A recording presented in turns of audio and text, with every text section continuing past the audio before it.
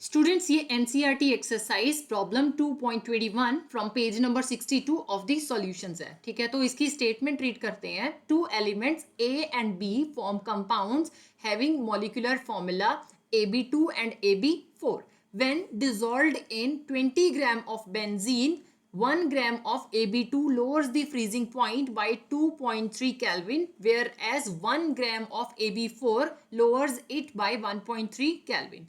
The molar depression constant for benzene is 5.1 Kelvin kg per mole. Calculate atomic masses of A and B. ठीक है, आपके पास दो elements given है जिन्होंने दो कंपाउंड बनाए हैं। First one is AB2 and second is AB4। ये बोल रहे हैं कि जब आपने 1 ग्राम AB2 जो है 20 ग्राम ऑफ बेंजीन में डिसॉल्व किया तो उसने जो है फ्रीजिंग पॉइंट कितना लोअर किया, 2.3 केल्विन। सेम वे में अगर आपने 1 ग्राम जो है AB4 को 20 ग्राम ऑफ बेंजीन में डिसॉल्व किया तो उसने जो फ्रीजिंग पॉइंट लोअर किया है दैट इज 1.3। ठीक है, इन दोनों के केस में जो हमारे पास मोलर डिप्रेशन कांस्टेंट आ रहा है for benzene that is 5.1 kelvin KG per मोल। आपको इन दोनों एलिमेंट्स के एटॉमिक मासेस बताने हैं, right. So first of all हम इनका जो मॉलिक्यूलर मास है, ठीक है, वो फाइंड आउट करने का फॉर्मूला देखेंगे, राइट। उसी के बेसिस पे जो है अगेन हम एटॉमिक मासेस डिफाइन करेंगे, राइट। सो मोलर मास हम कैसे फाइंड आउट कर सकते हैं, MB equal to KF into WB by WA, ये हम kg में लेंगे, right, into delta TF, right. अब यहाँ पे ये B और A क्या है, ठीक है, ये हम डिफाइन कर लेते हैं कि हमारे पास कंपोनेंट A जो है वो हम बेंजीन को कह रहे हैं, राइट, और कंपोनेंट बी जो है वो हमारे पास ये जो दो कंपाउंड आ रहे हैं AB2 और AB4 को बोल रहे हैं, राइट। तो जिस केस में भी, तो आप यहाँ पे मेंशन कर दो कंपोनेंट बी जो है वो हम इन केस जब मैंने AB2 का मोलर मास देखना है तो मैं AB2 को बोलूंगी, ठीक है, और अगर मैंने AB4 का मोलर मास देखना है तो ऑब्वियसली उस टाइम पे मैं AB4 को जो है कंपोनेंट बी अज्यूम करूंगी। अब हम देखते हैं कि हमने मोलर मास जो है उसके बेसिस पे एटॉमिक मासेस कैसे फाइंड आउट कर सकते हैं, राइट। तो हम गिवन वैल्यूज देख लेते हैं, ठीक है। हमारे पास KF की वैल्यू गिवन है that is depression in freezing point constant, ठीक है, वो कितना गिवन है 5.1 केल्विन केजी पर मोल। अब एक्चुअल मास जो है वो हमारे पास कंपाउंड ए के केस में भी 1 ग्राम है और कंपाउंड बी के केस में भी 1 ग्राम है, राइट। सो WB जो है वो हम 1 ग्राम लेंगे, राइट, और एक्चुअल मास ऑफ बेंजीन वो कितना है 20 ग्राम है, राइट। ये हमने किस में लेना है, केजी में लेना है। तो हम पहले क्या करेंगे, इसको जो 20 ग्राम है इसको हम केजी में कन्वर्ट करेंगे, राइट। तो केजी में कन्वर्ट करने के लिए I know that 1 kg equal to 1000 gram, ठीक है, और 1 ग्राम इक्वल टू 1/1000 kg हो जाएगा। सो 20/1000 kg आ जाएगा, ये जीरो इसके साथ कैंसिल हो जाएगा। सो WA कितना आ जाएगा 0.02 kg, राइट। ना नेक्स्ट टारगेट हमारा क्या है कि हमने जो मोलर मास है, ठीक है, वो फाइंड आउट करना है, ओके। सो पहले हम मोलर मास AB2 का फाइंड आउट करेंगे। सो you can right for compound AB2। अब यहां पे एक चीज देखने की जरूरत है कि जब आपने AB2 ऐड किया तब जो हमारे पास फ्रीजिंग पॉइंट लोअर हुआ है that is 2.3 kelvin. That means कि हमारे पास डेल्टा TF की वैल्यू 2.3 केल्विन गिवन है। सो आप लिख सकते हो for compound AB2 delta TF की वैल्यू हमारे पास 2.3 केल्विन गिवन है, राइट। अब सारी वैल्यूज पुट करके हम मोलर मास जो है वो फाइंड आउट कर सकते हैं AB2 के लिए।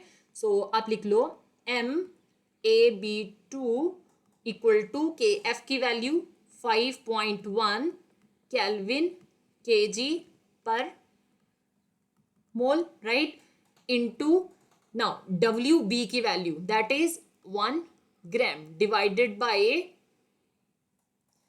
WA, ये कितना फाइंड आउट किया हमने 0.02 kg, okay, into delta T F. अब जब आपने AB2 ऐड किया था तो हमारे पास टेम्परेचर कितना लोअर किया है, 2.3 केल्विन, राइट।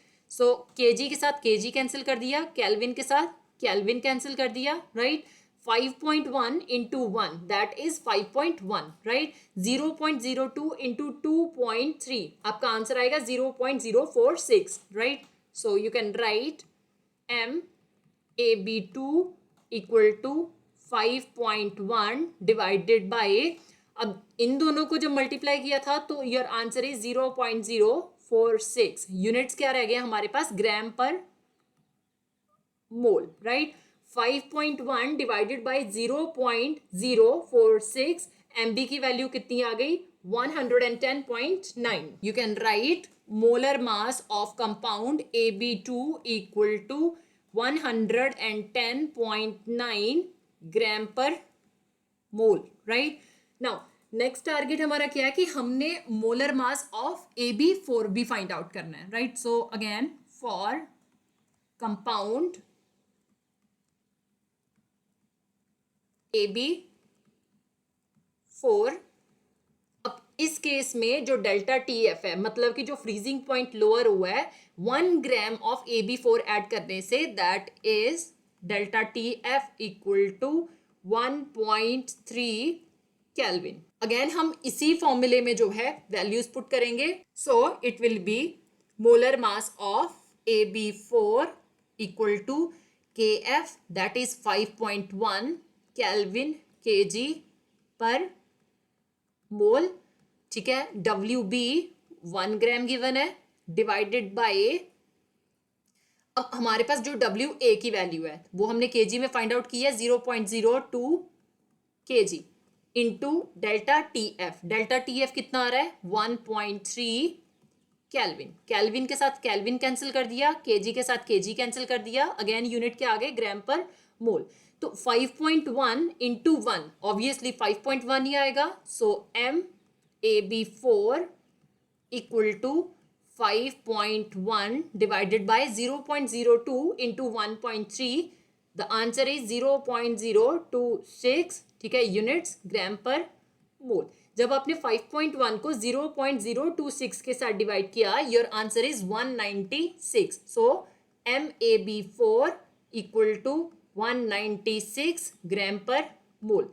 अब आपने जो दोनों कंपाउंड है, ठीक है, उनके मोलर मास फाइंड आउट कर रही हैं, ठीक है। तो इन्हीं के बेसिस पे अब हम क्या करेंगे, हम एटॉमिक मासेस फाइंड आउट करेंगे। जो मेरे पास एलिमेंट A है, ठीक है, उसका जो एटॉमिक मास है वो मैं X अज्यूम कर लेती हूँ। सो you can right let X be the atomic mass of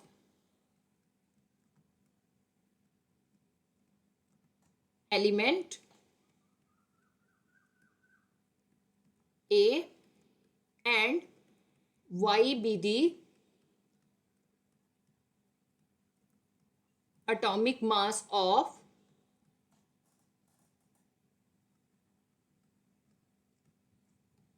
element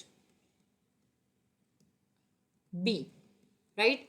अब मुझे पता है कि जब आप एटॉमिक मासेस ऐड करोगे तो ऑब्वियस सी बात है हमारे पास मोलर मास आएगा, राइट। तो इन केस ऑफ AB2 के केस में क्या होगा, A जो है, अगर आप देखो AB2, ठीक है, इसका जो मोलर मास है, ठीक है, वो कितना आ रहा है, 110.9 ग्राम पर मोल।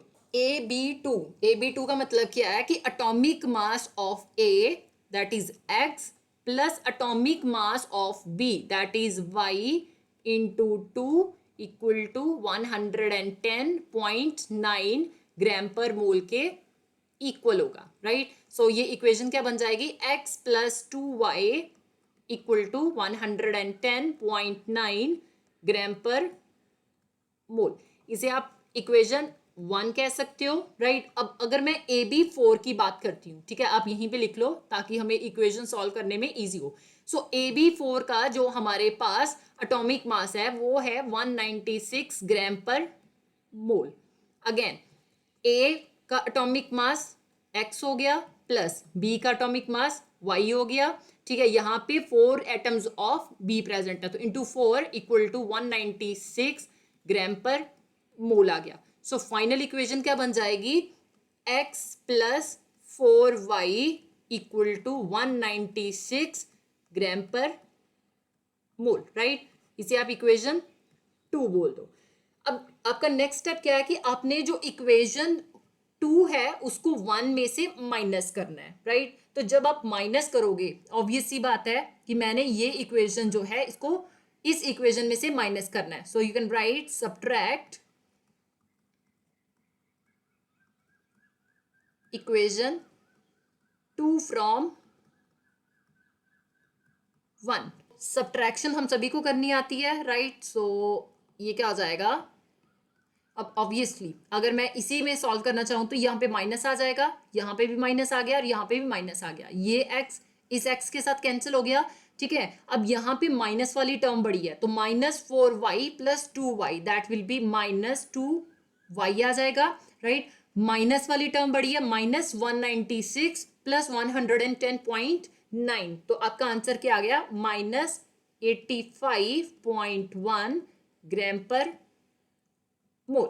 माइनस के साथ माइनस कैंसिल हो गया, राइट। y की वैल्यू निकाल सकते हैं, ये 2 यहाँ पे मल्टीप्लीकेशन में है, जब इक्वल टू की दूसरी साइड लेके जाओगे तो ये डिवीजन में आ जाएगा। So it will be 85.1 divided by 2, right, units gram per mole. तो जब आपने 85.1 को 2 के साथ डिवाइड किया, योर आंसर इज 42.6।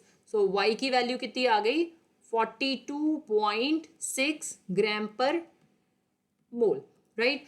y की वैल्यू आ गई है, x की वैल्यू हम फाइंड आउट कर सकते हैं, राइट। सो x कितना आएगा, हम अगेन ये जो y की वैल्यू आई है इसको हम इक्वेशन 1 में पुट करेंगे, right. So you can right put the value of y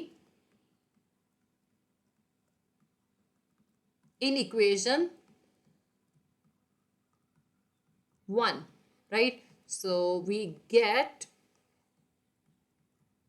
x plus y की वैल्यू 2 इंटू 42.6, राइट। अब ये क्या आई थी, ग्राम per mole, equal to 110.9 gram per mole, right.